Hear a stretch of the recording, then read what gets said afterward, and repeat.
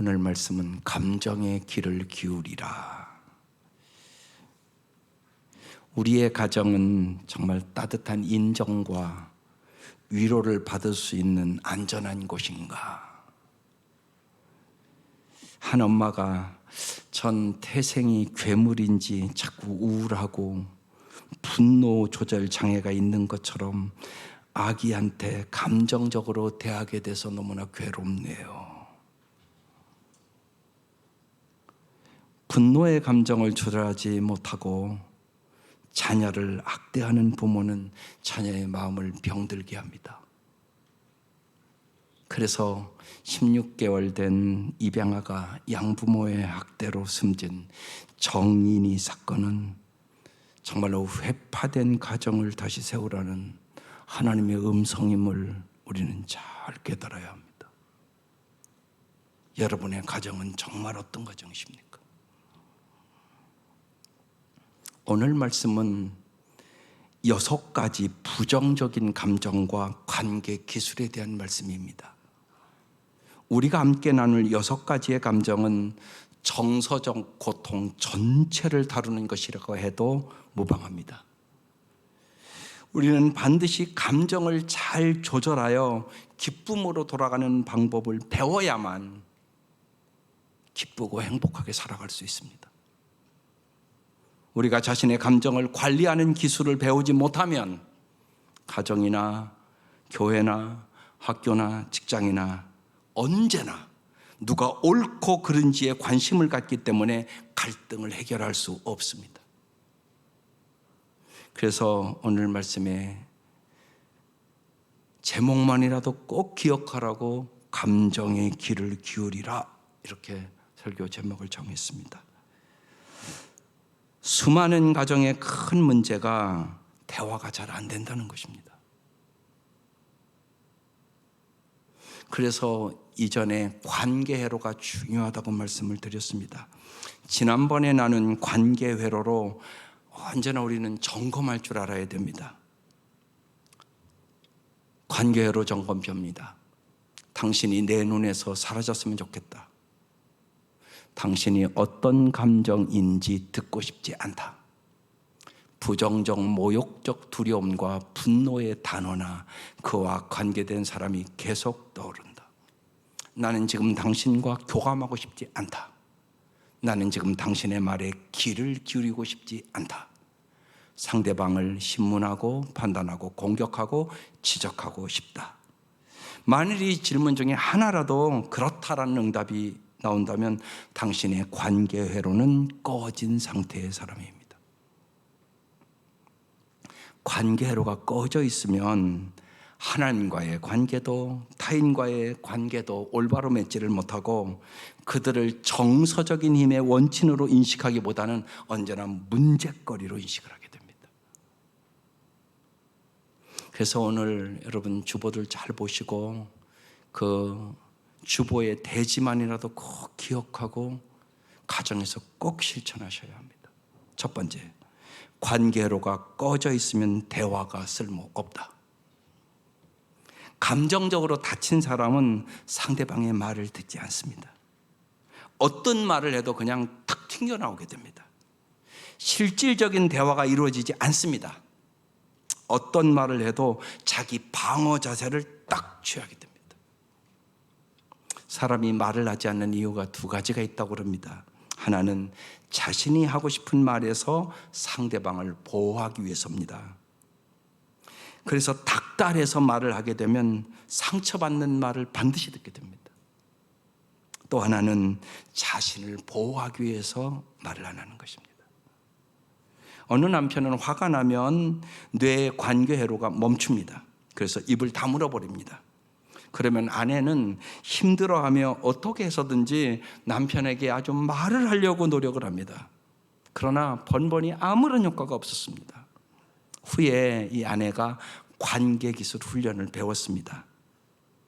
관계회로가 꺼진 상태에서는 억지로 말을 시켜봤자 아무런 소용이 없다는 사실을 깨달았습니다. 그래서 아내는 자기의 태도를 바꿨습니다. 여보, 그냥 당신 옆에 내가 앉아도 돼요? 라고 물었습니다. 남편은 지금 아내의 모든 말에 방어할 준비를 하고 있습니다. 아내는 옆에 앉더니 당신의 손을 좀 잡고 싶어요 그랬습니다. 남편은 뭐 하자는 거야? 그렇게 대꾸를 했습니다. 아내는 손을 잡고 잠잠히 있었습니다. 그때 남편 안에서 어떤 변화가 일어나기 시작했습니다. 관계의 회로가 움직이기 시작한 것입니다. 갑자기 아내와의 관계가 부부싸움에서 이기는 것보다 더 중요하게 남편의 마음에 느껴졌습니다. 아내는 문제보다 관계에 초점을 맞추는 것이 무엇인지 자기 행동으로 오늘 보여준 것입니다. 이 부부는 갈등이 생기면 이제 둘 중 한 사람이 우리 문제보다 관계에 초점을 맞추지요, 이렇게 말하면서 상황에 접근하는 법을 배웠습니다. 우리는 대화하기 전에 언제나 관계 회로를 먼저 켜야 한다는 사실을 반드시 깨달아야 합니다. 우리는 관계적으로 다친 사람과 대화를 시도하기 전에 먼저 그 마음이 열리도록 언제나 도와주는 것이 우선이라는 사실을 잊지 마셔야 합니다. 두 번째, 그래서 문제를 해결하기 전에 감정의 귀를 기울이라는 겁니다. 우리의 뇌는 관계적 오른쪽 뇌가 데이터를 받은 후에 문제 해결에 초점을 맞추는 왼쪽 뇌로 넘어갑니다. 이건 과학적으로 요새 증명된 얘기입니다. 따라서 먼저 감정의 귀를 기울인 후에 그 정보를 좌뇌로 옮겨서 문제 해결을 시도해야 하는 것입니다. 이 과정을 인정이라고 말합니다. 이것은 문제보다 관계에 초점을 맞추는데 가장 중요한 도구입니다. 인정이란 뭐냐? 상대방이 어떤 감정을 느끼는지 정확히 파악하고 상대방이 왜 그 감정을 느끼는지를 나름대로 판단해서 말해주는 것입니다. 인정은 상대방 감정에 동의한다는 뜻이 아닙니다. 그런 감정을 품어도 된다고 말할 필요도 없습니다. 단지 상대방이 그런 감정을 느끼고 있다는 사실을 내가 인정해 주면 되는 것입니다. 예를 들어서 어린 아들이 폭풍우가 무서워서 자기 방에 있다가 엄마 방으로 뛰어들어갔습니다. 그때 아이에게 폭풍우를 두려워하는 것이 당연하다고 말할 필요 없습니다. 단지 천둥이 치고 바람이 세게 불어서 무섭지? 엄마가 이렇게 말해주면 됩니다. 그럼 아이는 고개를 끄덕거립니다. 그렇게 아이의 감정을 이해해 준 뒤 문제 해결 단계로 넘어가는 것입니다. 무서웠지? 엄마 방에서 같이 잘래? 뇌 오른쪽 관계적인 부분은 감정의 귀를 기울이고 뇌 왼쪽은 문제의 귀를 기울이는 뇌라는 사실을 여러분이 잘 아셔야 된다는 얘기입니다. 관계 회로가 꺼져 있으면 감정의 귀를 기울이기가 거의 불가능합니다. 그때는 오직 문제에 관해서만 듣고 해결법을 모색하기 때문에 그렇습니다. 예를 하나 쉽게 듣겠습니다. 어느 예비 부부가 상담하러 왔습니다. 두 사람 사이의 의견 차이 때문에 해결하지 못하는 문제가 무엇이냐고 상담가가 물었습니다. 남자는 결혼 전에 집을 지어야 한다는 생각이고 여자는 의견이 달랐습니다. 상담자는 감정의 귀를 기울이는 법을 가르치기 위하여 그들에게 제안을 합니다. 문제를 제가 있는 이 자리에서 함께 토론해 보면 어떨까요? 좋다고 그랬습니다. 두 분이 문제를 어떻게 해결하는지 제가 옆에서 보겠습니다. 두 사람은 결혼에 대한 기대감에 부풀었지만 대화를 시작한 지 몇 분 되지 않아서 둘이 막 흥분하기 시작했습니다. 그래서 상담자는 그들의 말에 개입을 해서 문제에 귀를 기울이지 말고 상대방의 감정에 꼭 귀를 좀 기울여 보라고 이렇게 말을 했습니다. 그리고 여자에게 결혼 전에 집을 짓는 것이 왜 좋지 않다고 생각하는지 그 이유를 말해보라고 그랬습니다. 그리고 남자에게는 잘 경청하라고 했습니다. 여자는 내 남편 될 사람은 무슨 하나 일을 하면 거기에만 집중하는 사람이라 집 짓는 일에 정신이 팔려서 결혼식은 찬밥 심세가 될까 내가 심히 두렵다고 그랬습니다.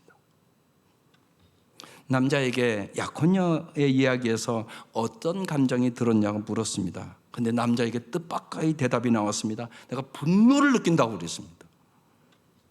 상담자는 당신은 아주 직관적인 사람이기 때문에 경청을 잘 모르는 사람 같다고, 어디서 분노가 생겼는지 좀 말해보라고 그랬습니다. 그러자 남자가 지체 없이 약혼녀와의 말싸움에서 내가 질 것 같기 때문에 화가 났다고 그랬습니다. 상담자는 이번에는 직관적으로 듣지 말고 내가 생각하는 약혼녀의 감정이 아니라 약혼녀 자신의 감정을 파악하며 잘 들어보라고 부탁을 했습니다. 그리고 들은 것을 약혼녀에게 말해보라고 그랬습니다. 그러자 그 남자가 결혼식 전에 집을 지으면 내가 건축에 정신이 팔려서 당신 생애의 가장 중요한 날에 신경을 제대로 쓰지 않을까 봐 당신이 두려워하고 있군요. 이렇게 얘기를 했습니다. 그 얘기를 듣고 여자는 울기 시작했습니다. 여자는 이해받는 기분을 느꼈고 그 기분이 자신에게 안정감을 찾아줬다고 그랬습니다. 그리고 불쑥 일어나서 이렇게 말했습니다. 좋아요. 그래요. 집 지세요. 상담자는 분위기를 진정시키고 이번에는 여자가 남자의 감정에 귀를 기울일 차례라고 말했습니다. 남자에게 왜 집을 꼭 지으려 했는지 그 이유를 여자에게 말해보라고 했습니다. 남자는 감정을 전혀 개입시키지 않고 그저 나의 논리적인 결정이라고 말했습니다. 여자가 몇 가지 날카로운 질문을 던지자 남자는 자기가 아버지에게 잘 보이고 싶어서, 아버지에게 인정받고 싶어서 그랬다고 그랬습니다. 결혼 전에 가족이 살 집이 있으면 아버지가 저를 무척 자랑스럽고 그래도 나를 인정해 줄 것이라고 생각했습니다. 이 말을 하고 남자는 울기 시작했습니다. 두 사람은 모두 다 눈물을 흘렸습니다.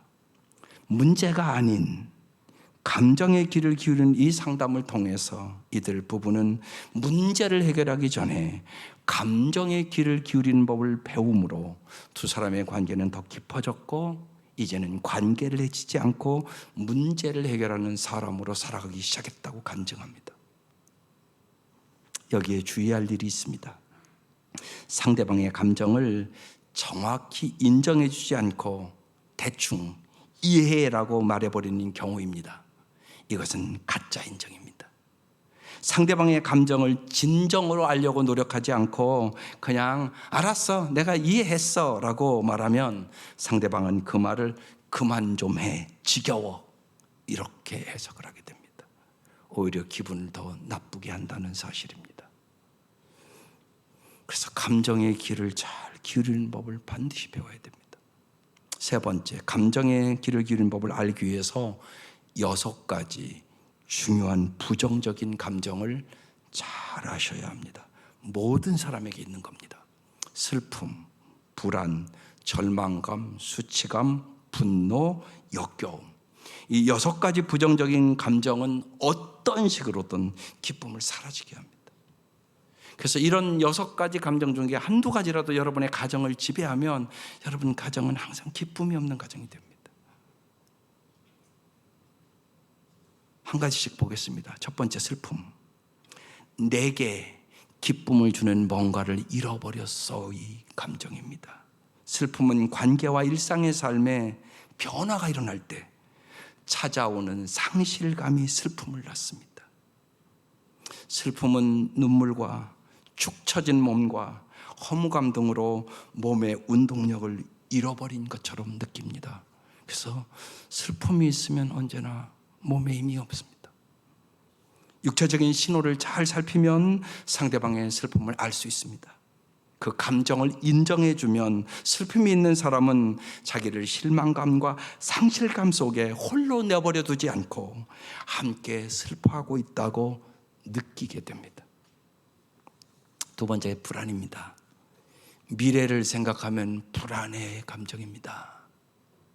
요새 이제 이런 코로나 환경 속에 불안한 사람 엄청나게 많습니다.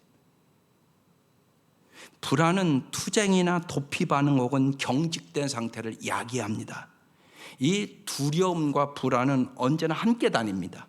그래서 두려움은 나는 멀리 도망가고 싶다, 이런 감정입니다.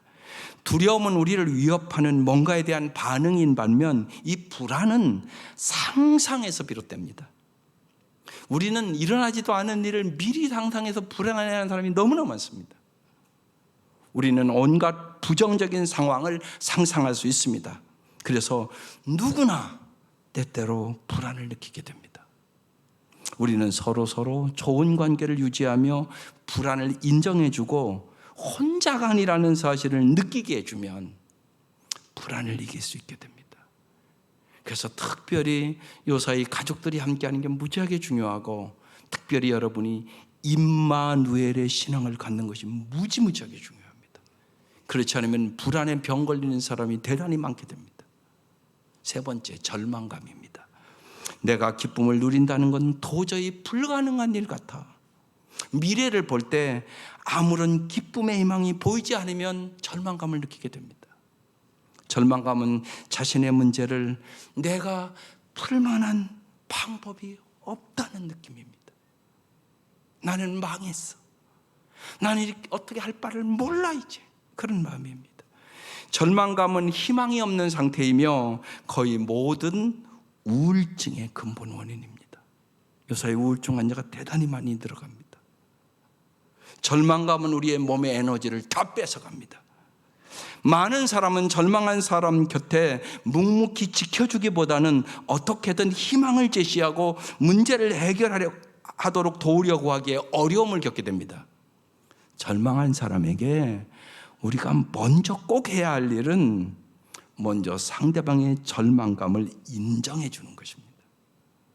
섣불리 위로하기보다는 상대방의 감정과 상황을 이해한다는 점을 보여주는 것이 언제나 먼저라는 사실을 잊지 마셔야 됩니다. 그렇지 않으면 모든 말이 잔소리가 돼버립니다. 네 번째, 수치심입니다. 나는 다른 사람들에게 아무런 기쁨도 주지 못해 어디에라도 숨고 싶어. 자신과 가까이 하기를 원하는 사람이 없다고 생각해서 어깨가 쭉 늘어진 상태입니다. 남들이 가까이 다가오지 않는 것이 자신의 문제라고 생각하기 싫어서 어떻게든 자기를 변호하려고 합니다. 건강한 수치심은 자신의 태도와 행동에서 어떤 점을 고쳐야 하는지 깨닫는 겁니다. 하지만 해로운 수치심은 자신이 원래 나쁜 인간이기 때문에 자신의 존재 자체가 수치심의 원인이라고 생각하고 믿는 사람입니다. 수치심을 우리는 잘 인정해주고 그가 숨고 싶을 때 내가 너와 함께하고 싶다는 마음을 전해주면 그 사람의 수치심을 이길 수 있습니다. 다섯 번째, 분노입니다. 이것이 내 기쁨을 빼앗아가고 고통만 안겨주어 그래서 나를 보호하기 위하여 당장 멈추게 하고 싶어. 이게 분노의 감정입니다. 분노는 고통을 끝내거나 혹은 분노를 복수하려는 욕구에서 비롯되는 경우가 많습니다. 우리는 다른 사람에게 우리가 고통을 가하려고 하는 것은 대개 우리가 내가 당했다고 생각해서 받는 고통을 되돌려 주고 싶기 때문에 그렇습니다. 그래서 분노가 우리를 향하고 있을 때 그 감정을 인정해 주는 것이 제일 힘든 일입니다. 그러나 그때 꼭 이렇게 말을 해야 됩니다. 내가 나를 먼저 챙겨서 당신의 마음이 상하고 배신했다고 생각하는 거지. 그래서 당신 화가 난 거지. 이와 같은 말로 먼저 긴장된 상태를 완화시켜 주셔야 됩니다. 분노를 인정해 주는 것은 눈앞에 닥친 상황에 내가 책임이 있다고 인정하는 것입니다. 남편이 화가 막 났다 그러면 아내가 그래 내가 잘못해서 그래 이렇게 하면 분노가 떡 가라앉기 시작합니다. 그 다음에 대화는 되는 것입니다. 적어도 상대방의 감정을 이해하고 있음을 내가 인정하는 것이 맞아 내가 잘못한 것 같아. 잘못 안 했어도 여러분 그렇게 해야만 그 사람은 분노가 가라앉고 대화할 수 있게 되는 겁니다. 여섯 번째, 역겨움입니다. 저 사람에게 혹은 이 상황에서 더 이상 관여하고 싶지 않아, 이런 느낌입니다. 역겨움은 토하고 싶은 느낌입니다. 토하는 것은 잘못 먹은 음식의 독을 제거하려는 우리의 몸의 보호 본능입니다. 그게 역겨움입니다. 역겨움은 무엇인가에서 혹은 누군가에게서 최대한 멀리 떨어지게 만듭니다. 아기들의 기저귀를 엄마들은 다 갈아봤잖아요. 갈아볼 때 기저귀 냄새에서 구역질이 나면서도 기꺼이 아기 곁으로 다가가서 필요한 일을 해줍니다. 그것이 엄마의 성숙함이죠. 마찬가지입니다. 우리도 성숙해서 상대방의 역겨움을 인정해주며 기꺼이 상대방의 불쾌감을 함께 나누고 그 불쾌한 상황 속에서도 곁을 지켜주겠다는 의지를 보여줄 때 그 사람이 역겨움을 이길 수 있습니다. 이게 6가지의 중요한 감정입니다. 모든 가정에서 있는 감정입니다. 감정의 귀를 기울이는 법을 배우는 것은 문제보다 관계에 초점을 맞추는 법을 배우는 첫걸음입니다. 꼭 기억하셔야 합니다. 감정의 귀를 기울이면 관계적인 우뇌가 움직입니다. 그렇게 되면 관계 회로가 켜진 상태를 유지합니다. 반면에 감정의 귀를 기울이지 않고 문제에 초점을 맞추면 관계적인 우뇌는 딱 멈춰버리고 좌뇌만 문제 해결을 위하여 풀가동하게 됩니다.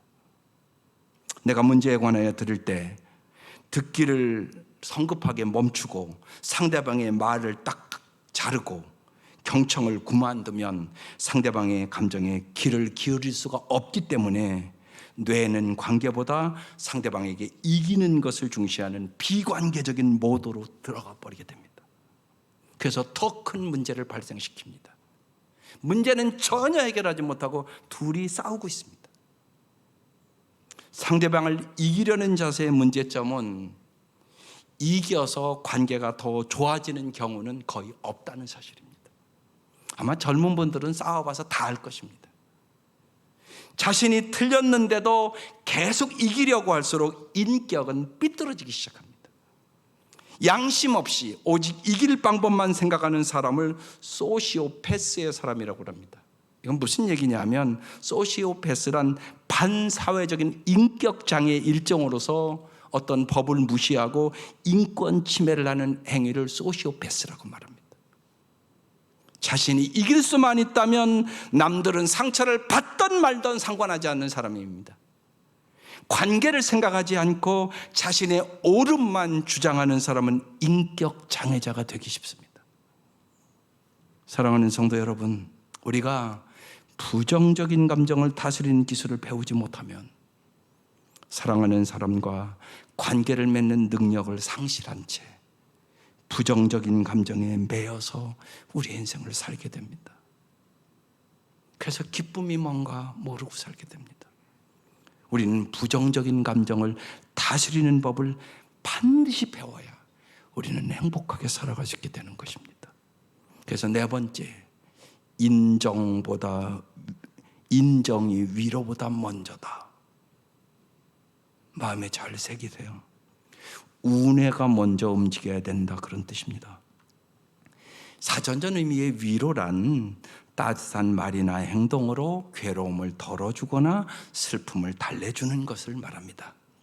위로의 목표는 문제를 다루기 쉽도록 문제를 작게 만들 수 있는 전략과 관점을 제시해 주는 것, 그게 위로입니다. 문제를 다루는 이 좌뇌 활동의 위로보다 우뇌 활동의 인정이 우선이라는 사실을 꼭 기억합니다. 이 순서가 엄청나게 중요합니다. 감정을 인정하는 우뇌 활동이 문제를 다루는 좌뇌 활동보다 먼저 이루어져야 된단 말입니다. 그렇지 않으면 언제나 오히려 더 많은 문제가 발생하게 됩니다. 먼저 상대방의 감정을 인정해 주지 않고 위로로 넘어가면 상대방은 자신에게 관심이 없다고 느끼게 됩니다. 그래서 꼭 이 패턴을 가지도록 습관을 기르셔야 됩니다. 먼저 인정하라. 6가지 감정 중 상대방의 감정이 무엇인가를 잘 파악해야 됩니다. 먼저 그 감정을 인정하셔야 되는 거다. 아, 슬프구나, 두렵구나, 역겹구나. 이것을 딱 인정하는 게 우선입니다. 그 다음 위로하는 것입니다. 함께 문제를 해결함으로써 위로하는 겁니다. 위로의 목표는 문제를 다루기 쉽도록 문제를 작게 만들 수 있는 전략과 관점을 제시하는 것입니다. 제가 지난 주간도 슬픔에 있는 가정 가서 슬픔을 같이 해주고 같이 울고 기도해주고, 그리고 이제 그 슬픔이 조금 이렇게 잠잠해지면 그 다음에 이제 위로합니다. 이러한 환경 속에서 무척 슬프고 힘들지만 감사한 것이 뭘까? 그렇게 물어봅니다. 그러면서 감사해야 그 슬픔을 이길 수 있는 능력을 얻게 됩니다. 그래서 세 번째, 패턴을 바꾸셔야 됩니다. 인정하고 위로하는 삶의 패턴으로 뇌를 바꾸란 말입니다. 우리 한국 사람들은 인정하고 위로하는 패턴 아닙니다. 많은 분들이 너무나 잘하면서 책망을 많이 듣고 칭찬을 못 듣고 인정받지 못한 사람들이 대부분입니다. 한국 남자들 특별히 그렇습니다. 그래서 비판하고 정죄하고 따지고 이걸 잘합니다. 안 시켜도 아주 이 뇌가 저절로 딱 돌아갑니다. 여러분, 이걸 바꾸셔야 합니다. 아주 중요합니다. 이 지금 관계 모두가 내 머릿속에서 잘못됐다는 말입니다. 그래서 인정과 위로의 과정을 반복하여 연습하다 보면 이 뇌가 인정과 위로의 패턴을 정상적으로 받아들이게 됩니다. 그래서 자연스러운 습관이 되고 내가 언제나 긍정의 사람으로 변화됩니다. 부정의 사람이 엄청나게 많습니다. 어떤 문제를 보면 언제나 부정적으로 봅니다. 그 사람 평생 불행하게 살아갑니다. 그래서 반드시 바꾸셔야 됩니다. 그때 사람들의 부정적인 감정을 내가 회복시킬 수 있는 사람이 될 수 있는 것입니다. 내가 이런 패턴을 배우기 전까지는 감당하기 힘든 감정을 일으키는 사람이나 상황을 언제나 피하게 됩니다. 도피합니다. 분노에서 회복되는 것을 배우기 전에는 분노를 자아내는 삶과 상황을 도피하게 됩니다. 두려움에서 기쁨을 찾는 법을 배우기 전에는 두려움과 상황을 일으키는 그 상황을 언제나 도피하게 됩니다. 하지만 뇌가 인정과 위로를 통해 기쁨을 되찾는 법을 배우면 이제 그 감정에 덜 부담스러워되고 좋은 관계를 맺으며 그 문제를 해결합니다. 그래서 부정적인 감정에 매여있는 사람들에게 구명조끼를 던져줄 수 있는 능력이 생기게 되는 것입니다. 오늘 말씀이 여기에 대해서 기가 막히게 주시는 말씀입니다. 다윗이 사울을 피해 도망 다니는 시절에 나발이라는 이름의 부자가 양털을 깎는다는 소식을 듣고 다윗이 사람을 보내어 이전에 내가 양과 목자를 보호해 주었으니 이제 우리와 함께하는 사람들에게 먹을 것과 마실 것과 필요를 좀 달라고 그럽니다. 거기에 대하여 나발이 아주 공격적으로 다윗을 비난합니다. 그것이 사무엘상 25절, 10절, 12절에 써 있습니다. 드디어 나발이 다윗의 젊은이들에게 대답하였다. 도대체 다윗이란 자가 누구며 이새의 아들이 누구냐? 요즘은 종들이 모두 저마다 주인에게서 뛰쳐나가는 세상이 되었다. 그런데 내가 어찌 빵이나 물이나 양털 깎는 일꾼들에게 주려고 잡은 짐승의 고기를 가져다가 어디서 왔는지도 모르는 자들에게 주겠느냐? 나발의 공격적인 이 반응의 말을 듣고 다윗이 아주 몹시 분노합니다. 그래서 다윗의 부하들에게 명령을 합니다. 모두 다 칼을 차라. 아주 매우 흥분했습니다. 아주 큰 감정이 생겼습니다. 다윗은 400명의 용사를 이끌고 이 문제를 해결하기 위하여 나발의 집으로 갑니다. 그때 나발의 아내 아비가일이 일의 자초지종을 듣자마자 다윗과 그의 부하들에게 가져야 할 음식을 다 준비해서 신속하게 다윗에게 나아갑니다. 여기서 우리는 다윗과 아비가일의 반응의 차이가 있다는 것을 볼 수 있습니다.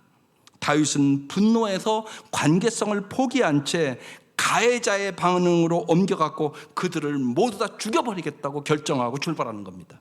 그때 아비가일은 관계적인 모습을 유지하면서 보호하는 태도를 견지합니다. 아비가일은 나발과 그 종들을 죽이게 오는 다윗을 만납니다. 그리고 다윗의 발 앞에 엎드려서 다윗의 분노에 공감을 하고 위로를 전하고 간청을 합니다. 다윗의 분노를 인정하고 위로하는 이 지혜로운 아비가일, 이 아비가일이 나중에 다윗의 아내가 됩니다. 어떻게 했는가? 이게 오늘 본문 읽은 것입니다. 사실 25장 다 읽어야 되는데 이 본문만 읽은 겁니다. 한번 잘 보십시다. 아비가일은 다윗의 발 앞에 엎드려 이렇게 말했습니다. 내 주여, 모든 것은 제 잘못입니다. 일단 분노를 가르친 겁니까? 가라앉히는 겁니다. 제발 제 말을 들어주십시오. 내 주여, 아무 쓸데없는 사람인 나발에게 신경 쓰지 마십시오. 나발은 그 이름처럼 정말 미련한 사람입니다.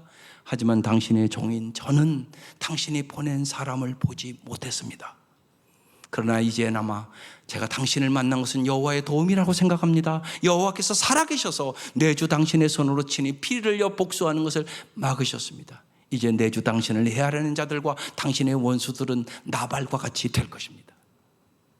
당신께 선물을 가지고 왔습니다. 그것을 당신을 따르는 사람들에게 주십시오.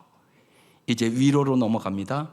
제 잘못을 용서해 주십시오. 당신은 여호와를 위해 싸웠으므로 여호와께서 틀림없이 당신의 집안을 든든히 세우실 것입니다. 당신이 사는 날 동안 백성들은 당신에게서 아무런 음도 찾아내지 못할 것입니다. 당신을 죽이려고 쫓아다니는 사람이 있을지라도 하나님 여호와께서는 당신을 지켜주실 것입니다. 여호와께서는 물매로 돌을 던지듯 당신의 원수들이 목숨을 내던져 버리실 것입니다. 여호와께서는 당신에게 약속하신 좋은 일들을 다 지킬 것입니다. 여호와께서는 당신을 이스라엘 지도자로 삼으실 것입니다. 엄청난 위로입니다. 그때 당신은 당신 스스로 죄 없는 사람을 죽였다든지 벌을 주었다는 양심의 가책을 받거나 죄책감을 가진 일이 없어야 할 것입니다. 여호와께서 당신을 성공시킬 때 제발 저를 기억해 주십시오. 놀랍지 않습니까? 여기에 대해서 정말 아비가일은 다윗을 인정해주고 위로하고 기쁨의 본 모습으로 돌아가도록 지혜롭게 지금 말하고 있습니다. 다윗은 이 아비가일의 중재와 제물을 받아들인 다음 아비가일을 평안히 돌려보냅니다. 다윗의 분노는 기쁨으로 돌아왔고 다윗은 맑은 정신, 올바른 분별력을 되찾게 됩니다. 그리고 32절 33절에 놀라운 얘기를 합니다. 다윗이 아비가일에게 이르되 오늘 너를 보내어 나를 영접하게 하신 이스라엘 하나님 여호와를 찬송할지로다. 또 내 지혜를 칭찬할지며 또 내게 복이 있을지로다. 오늘 내가 피를 흘릴 것과 친히 복수하는 것을 내가 막았느니라.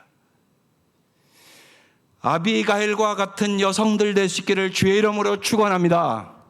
아비가일과 같은 남성들 될 수 있기를, 부모가 되고 정말 남편이 될 수 있기를 주의 이름으로 축원합니다.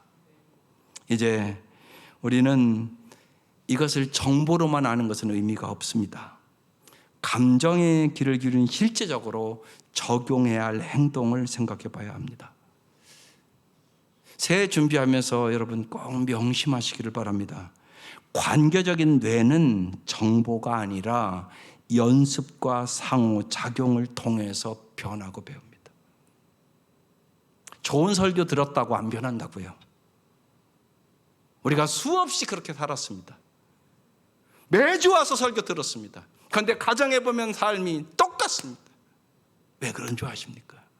내 뇌가 안 변한 겁니다. 그래서 새해를 제가 말씀을 나눌 때는 꼭 적용할 것을 여러분에게 말씀을 드립니다. 꼭 가서 연습을 해보셔야 합니다. 그래야 변할 수 있습니다. 감정의 귀를 기르는 방법, 첫 번째, 마음의 시력을 길러야 합니다. 마음의 시력을 기른다는 얘기는 언제나 관계 회로가 켜졌나 꺼졌나를 먼저 잘 파악을 하셔야 됩니다.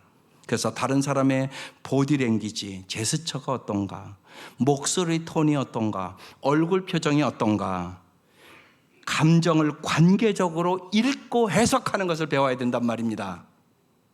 남편이 집에 딱 들어왔단 말이에요. 근데 그럼 이래야 될 거 아니에요. 얼굴 보고 여보 참 피곤해 보이네요. 좀 쉴래요? 이래야 되잖아요. 근데 이제 그런 생각은 하나도 안 하고 빨리 씻고 밥 잡수세요. 이렇게 나간단 말이에요. 많은 엄마들이요. 그게 우선이 아니라고요. 얼굴에 피곤함이 써 있잖아요. 당신 참 피곤해 보이네요. 오늘 힘들었겠어요. 이래야 될 거 아니에요. 그래야 따뜻하잖아요. 들어오면. 너무 피곤하면요 씻는 것도 귀찮습니다.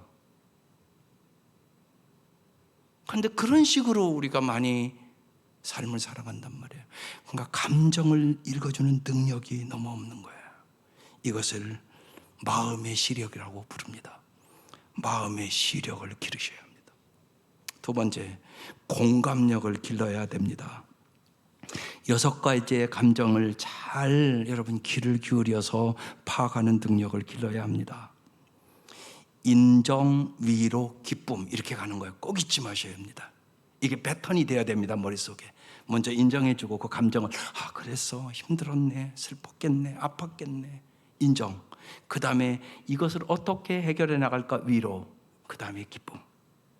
인정은 상대방이 느낀 부정적인 감정, 슬픔, 불안, 절망감, 수치심, 분노, 역겨움이 얼마나 큰지 내가 헤아리고 그것을 말해주는 것입니다. 특별히 서로 약한 부분을 여러분 너그럽게 봐줘야 합니다. 인정은 서로 잘못된 부분을 바로 잡는 것이 아니라 그 감정을 공감해 주는 겁니다. 그래서 이렇게 얘기하는 것입니다. 이 문제로 고민이 많군요. 정말 힘들겠어요. 당신 이야기에 나도 마음이 아파요.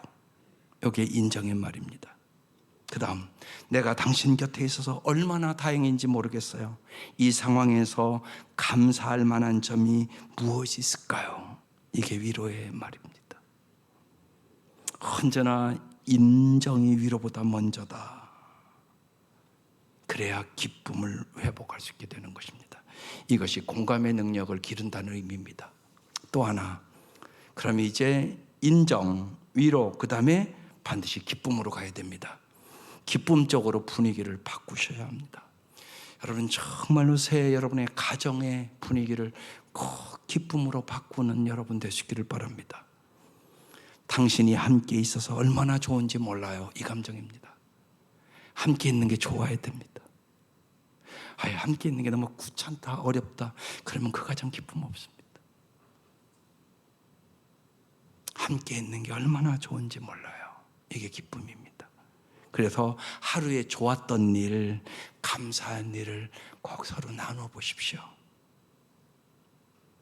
상대방의 존경스러운 점, 장점을 이렇게 몇 가지 같이 나누어 이것만 잘해도 가정이 기쁨의 분위기로 변하게 됩니다.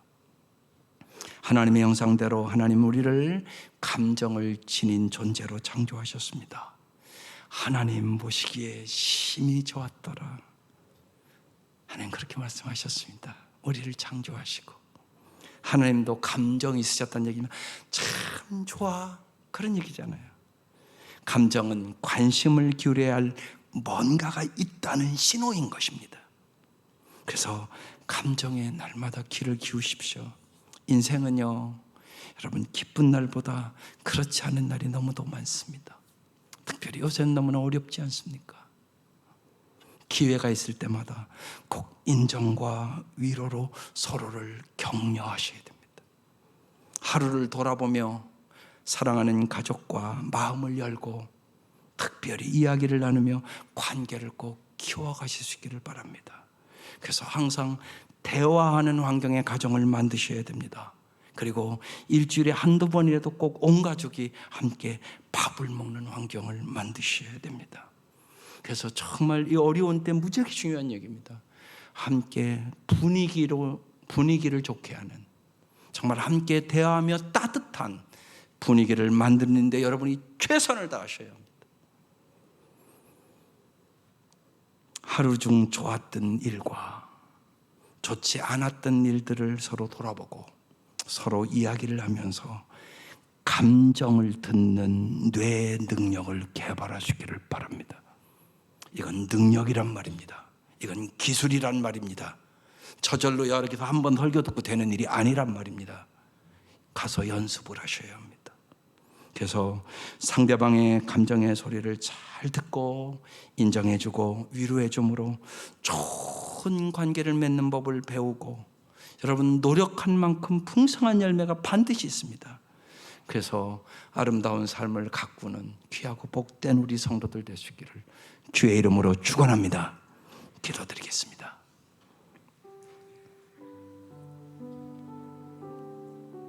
일 분 동안 오늘 말씀을 여러분 마음에 새기고 결단하는 시간이에요.